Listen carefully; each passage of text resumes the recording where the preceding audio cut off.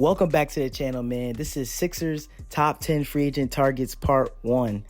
10 through 6. Sixers had 5 first-round picks in the offseason. Let's get right into it. Starting out at number 10, man, we have the one and only Corey Kispert. He averaged 13.4 points per game, 2.8 rebounds, 2 assists. He shot 46.8% from the field, 72.6% from the line, and he shot 38.3% from 3. I mean, Corey Kispert is a young player. I think he would be great for the Sixers. Just a really great movement shooter. That's what you need around Joel Embiid and Tyrese Maxey. People who could shoot, people who could spot up and just hit a jumper. That's what you need. I think Corey Kispert provides that at all levels. He's a great movement shooter, and I think he would be really nice probably off the bench for us. We all know Corey Kispert was on a bottom 5 team in the NBA in the Washington Wizards, but I think he actually could be an impactful player on a contending team. And I like how Corey Kispert, he not only could shoot, but he could also put the ball on the floor too when you need him to. If he could attack closeouts, he could do different stuff. I mean, I imagine him being in the Buddy Hield role, coming off down screens, popping to the top. I mean, I seen something like Corey Kispert's like 80% of his shots were from the three-point line. So that's what he is. He's a three-point specialist and a great movement shooter. You think about over the years who's Embiid had to him, who's Embiid had as a movement shooter with him, the likes of J.J. Redick, Marco Bellinelli back in the day. Like Joel Embiid has had a lot of shooters with him, and they haven't really had long tenures with the Sixers. So getting a certified 38% three-point shooter in this offense around Embiid and Maxey would be great. And I think Corey Kispert is a good trade target piece. He's young too. I mean, would the Wizards be willing to give him up? Maybe. I mean, Wizards are really in still rebuild mode, so I don't think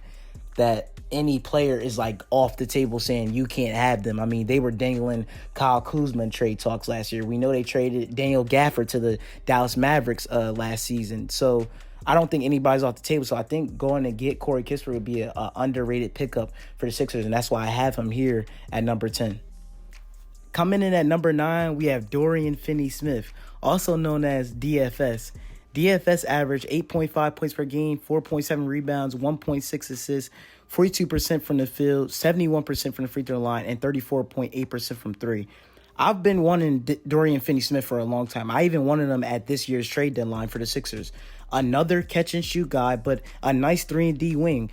In this league, you need to have size. What do the Timberwolves have? They have Jaden McDaniels, Nickeil Alexander-Walker. I mean, they just have nothing but length surrounding their star players, Anthony Edwards and Karl-Anthony Towns. So that's what you need. If I'm the Sixers, I would target Dorian Finney-Smith, someone who could defend, someone who could shoot the three, and just a great catch-and-shoot player. And Dorian Finney-Smith proved that he could play with superstars like when he played with Luka, but obviously Dorian Finney-Smith was in the trade for Kyrie that sent Dorian Finney-Smith to Brooklyn. I think Brooklyn is clearly in a rebuild. That's why I have a lot of Nets players are going to be on this top 10 trade targets list. And yeah, Dorian Finney-Smith is just one of them, where just a guy who could just come in, shoot. He doesn't even have to start. He's just a good role player. If you're the Sixers, you're targeting high-level role players. To me, Finney-Smith is not a high-level role player. I know you guys watching might look like, oh, he only averaged 8 points per game. Like, that's fine. I'm not really worried about the averages. I know what I get from Dorian Finney-Smith. I'm going to get defense, I'm going to get shooting, and it's going to get a tough, physical player. And that's what the Sixers need. So Dorian Finney-Smith at 9 is going to cap it off. Let's move in right into number 8.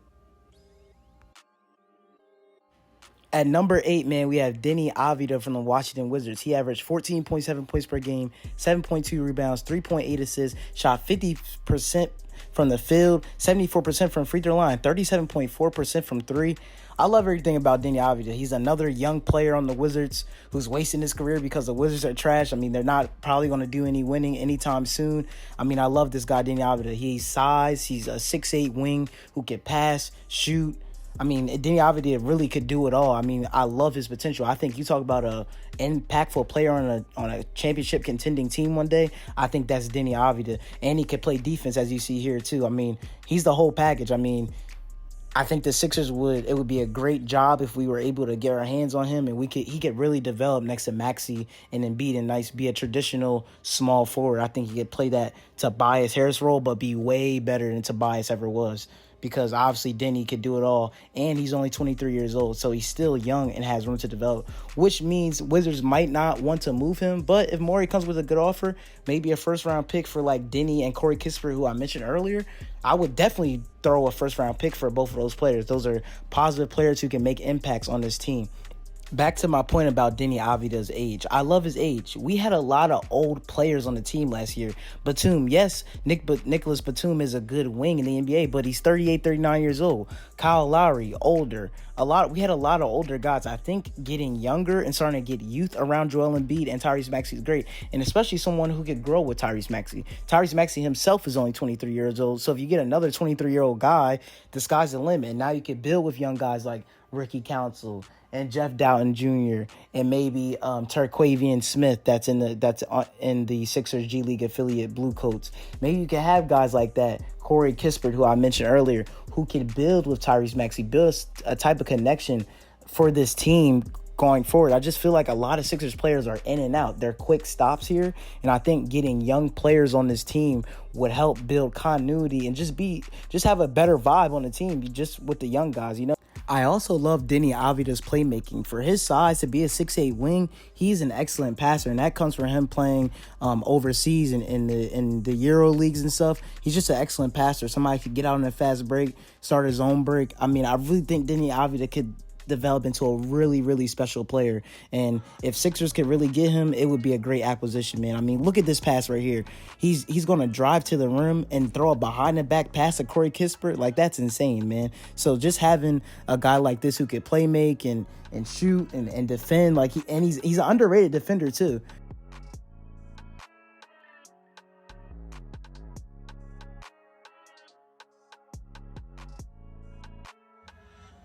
At number 7, we have Cam Johnson, who averaged 13.4 points per game, 4.3 rebounds, 2.4 assists, shot 44.7% from the field, 78% from the line, and he shot 39% from three, which is most important. Cam Johnson proved to be a high-level role player on a team that went to the finals in 2021 in the Phoenix Suns.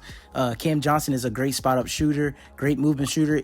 To me, Cam Johnson doesn't have too much off the dribble. He can go off the dribble, but not too much. I just feel like he's a great catch-and-shoot guy. Kind of reminds me of MPJ. I think MPJ and Cam Johnson are very similar, where they're just as soon as you pass it to them, they're guys where they could just rise up and just shoot. And him next to Maxey, I mean, would be great. And he's bigger. He's a bigger guard, too, in my opinion. I mean, you can say Cam Johnson's a forward. I guess he is a forward, but around 6'7" to 6'8", he has size.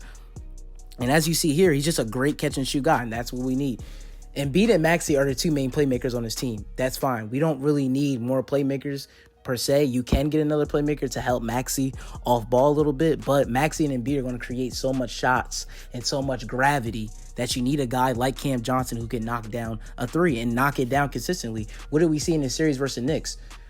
Even though I want Kelly Oubre back, he was missing open threes. Batum was missing open threes. Kyle Lowry was missing open threes. There's a lot of players on this team. Tobias Harris was missing open threes. Buddy Hield was missing open threes. I mean, there's a lot of players on this Sixers team that couldn't make an open three to save their lives.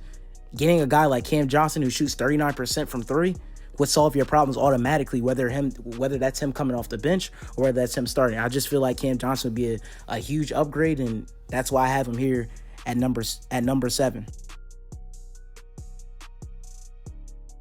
Last but not least, man, at number 6, we have the one and only DeJounte Murray, averaged 22.5 points per game, 5.3 rebounds, 6.4 assists, shot 46% from field goal percentage, 79% from the free throw line, and 36.3% from three.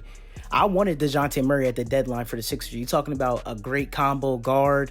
First of all, especially this summer for trades, I feel like him and Trae Young are not really fitting together. The Hawks haven't been good. They're going to have to choose one to trade away. And if the Hawks put DeJounte Murray on the block, I want the Sixers to get him. You talk about somebody who could take the pressure off Maxey, and Maxey really isn't a natural point guard. Maxey's been really a shooting guard his whole career. He just switched to having the ball in his hands this much since James Harden left the Sixers, since he was traded to the Clippers. So getting a guy like DeJounte Murray puts Maxey back in his natural position, and then you're allowing Maxey to spot up and shoot, because DeJounte Murray could play make, and he could be a great on-ball guard too. And you're putting DeJounte Murray next to Maxey too for the defensive factor. Maxey is a 6'1", 6'2" guard. Murray's a true like 6'3", 6'4", maybe even 6'5" with shoes on. So having DeJounte Murray next to Maxey would be good. Having a nice big guard next to him who could defend. And I mean, looking at these highlights, DeJounte Murray even looks different than the other guys I've talked about. I mean, look at the highlights. He's just making better plays, and he's obviously the best player on this Part 1 list. So